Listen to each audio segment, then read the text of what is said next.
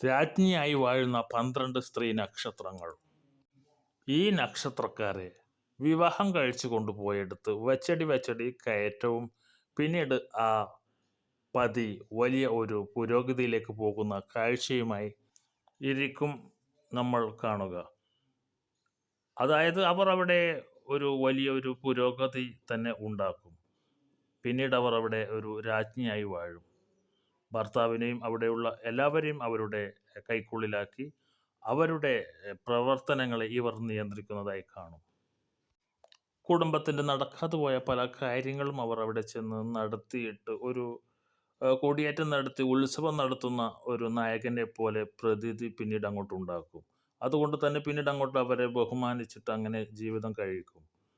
ആ നക്ഷത്രക്കാർ ആരൊക്കെയാണെന്ന് നമുക്ക് നോക്കാം. അശ്വതി, കാർത്തിക, രോഹിണി, മകയിരം, പുണർതം, മകം, പൂരം, വിശാഖം, തൃക്കേട്ട, പൂരാടം, പൂരുരുട്ടാതി, രേവതി.